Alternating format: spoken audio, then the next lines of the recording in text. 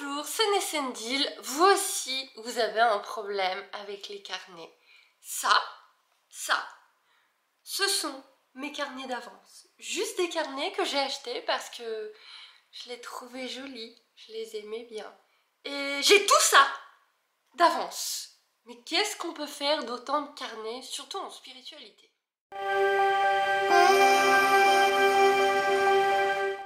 Eh ben, en vérité, on peut faire plein de choses très sympas. Si vous aussi, vous êtes carnet addict, si vous aussi, à chaque fois que vous allez à Action et que vous regardez les carnets, vous vous dites « Oh, mais celui-ci, je l'ai pas, il est trop beau !» Et puis en plus, il coûte tellement pas cher. 2 €, c'est pas beaucoup pour un carnet. Oui, mais après, on se retrouve avec ça. Et encore, j'en ai oublié. Mais finalement, il peut y avoir une utilité, voire plusieurs utilités à tous ces carnets. En plus de vous servir de presse-papier, écrire vos notes, vos comptes.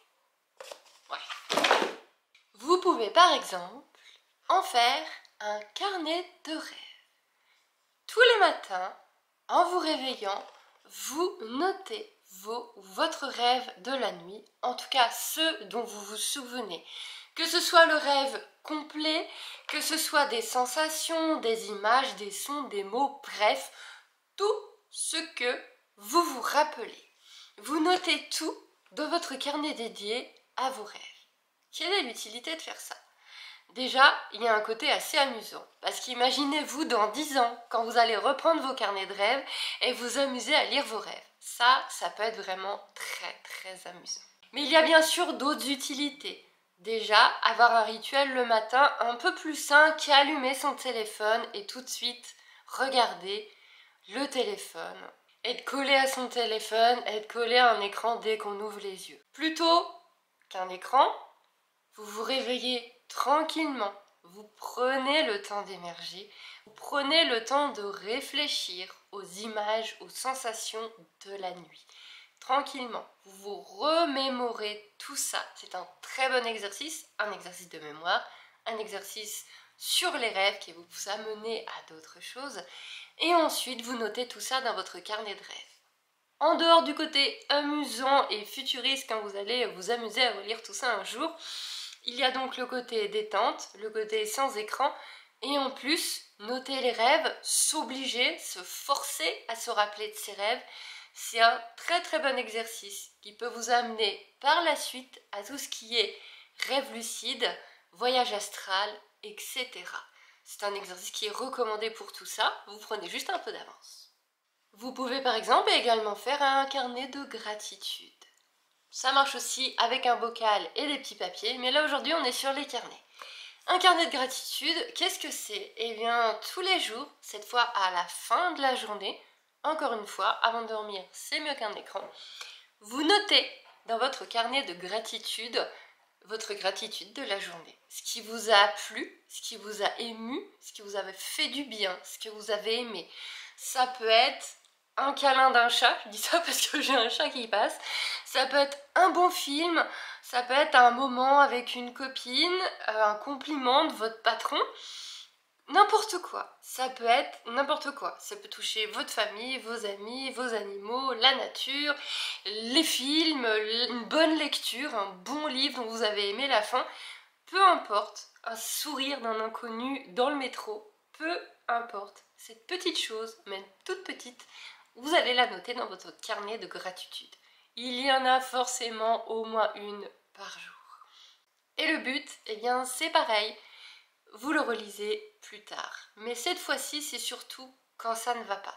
Quand le moral est très bas, que ça ne va pas du tout, que vous vous dites que tout est noir, que tout est horrible, vous prenez votre petit carnet de gratitude et vous relisez jour après jour les petites gratitudes que vous avez eues. Vous les remémorez, vous les rappelez, vous fera beaucoup de bien et vous rappellera toutes ces petites choses qui font tellement de bien à l'âme. Et si vous faisiez un carnet de vie, un carnet de soi, un carnet de vie quotidienne, il peut avoir des tas de noms, celui-ci, et ça consiste en quoi? Eh bien, c'est pas tout à fait un agenda, Ce que vous devez faire aujourd'hui, vous le gardez pour votre agenda. C'est plutôt un résumé de la journée, mais sans appuyer que sur les points positifs, comme le carnet de gratitude. Là, ça va plutôt être vous épancher. Notez tout ce que vous avez besoin de noter. C'est plus un défouloir. Vous notez, vous écrivez tout ce que vous avez besoin de sortir, tout ce que vous n'avez pas réussi à exprimer de la journée. Le reproche de votre patron ou de votre collègue et vous n'avez pas su quoi répondre, maintenant vous savez. Notez-le, faut que ça sorte. Un mauvais rêve, tout ce que vous avez besoin, toutes ces pensées parfois un peu sombres, un peu tristes que vous n'osez dire à personne. Vous notez. Vous notez tout ça. Vous sortez tout ça. Des fois même vous écrivez sans réfléchir. Juste écrire, se défouler. Bien sûr, il peut y avoir un côté plus positif. Vous pouvez faire vos listes à l'intérieur, vos listes de souhaits, vos listes d'envies, que vous cocherez au fur et à mesure qu'elles se réaliseront. Par exemple, vos listes d'intentions. Vous pouvez noter vos humeurs, faire des petits cadrans.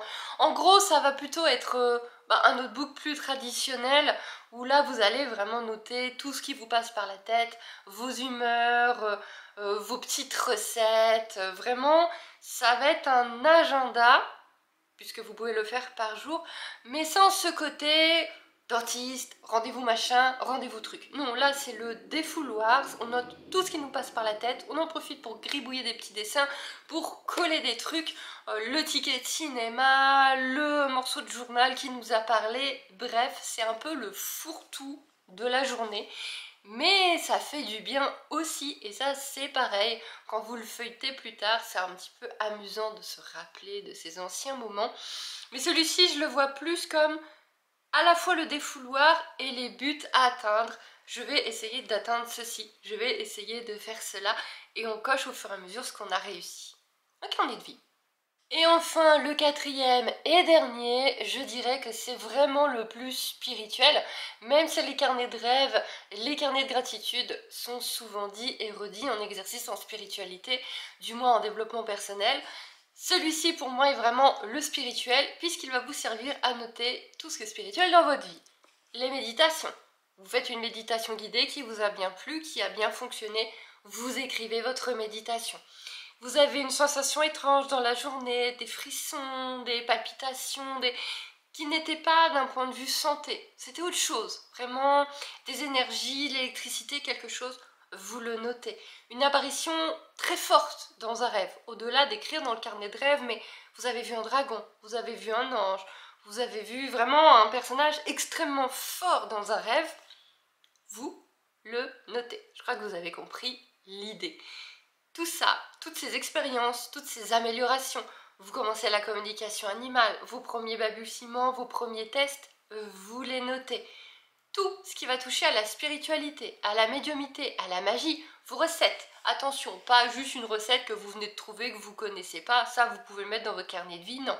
La recette que vous avez testée et approuvée, que vous voulez garder, vous la notez. La recette que vous avez inventée, parce que cette recette, si vous plaisez bien, mais finalement vous l'avez modifiée pour qu'elle vous convienne mieux, notez-la, pour ne pas l'oublier. Les jours de la lune, oh, cette nuit, c'était la pleine lune. J'en ai profité pour faire de l'eau de lune, j'en ai profité pour faire de sel de lune. Vous le notez. Comme ça, vous n'oubliez rien spirituellement, vous n'oubliez rien magiquement. Et des fois, ça fait du bien de revenir dedans et de se dire « Oh, mais ouais, j'avais quand même réussi à avoir ça dans cette méditation-là » ou « Ah ouais, cette fois où je me suis réveillée en sursaut parce que j'avais l'impression qu'on me touchait l'épaule pendant la nuit. » Vous avez la date, vous avez tout. Et des fois, mine de rien, il y a des choses qui se recoupent et ça aide beaucoup d'avoir bien les dates, d'avoir tout de bien classé, de bien répertorié, de bien noté. Si comme moi vous n'avez pas beaucoup de mémoire, c'est très utile et ça aide beaucoup. Personnellement, dans mon carnet magique, je note ça. Les méditations, les moments vraiment très bizarres dans les rêves et qui restent très fortement, les petites expériences un peu paranormales que je peux avoir, je note tout ça et pareil, je me dis un jour ça servira et puis des fois je recoupe. Ou par exemple, ce soir vous avez envie de vous faire une petite séance de radiesthésie avec vos baguettes ou avec votre pendule, et bien vous notez vos résultats. Si c'est personnel, vous l'avez fait pour vous. Un tirage d'oracle pour vous, c'est pareil, vous le notez. Vous notez tout ça, tout ce qui vous concerne, mais tout ce qui est magique en même temps. Voici pour ces idées de carnet, pour trouver un petit peu un but à toute cette énorme famille de carnets. Et en plus, ça tombe, ça vous donne excuse pour en racheter. Parce que si vous faites bien vos devoirs, que vous notez bien tout ça, au bout d'un moment, ça se termine et il en faut des nouveaux. Ah oui, au fait, j'ai un site internet où tu peux découvrir mon travail sur la communication animale et la spiritualité, avec même des petites formations super faciles, accessibles à tout le monde. Lien en description si tu veux aller jeter un coup d'œil.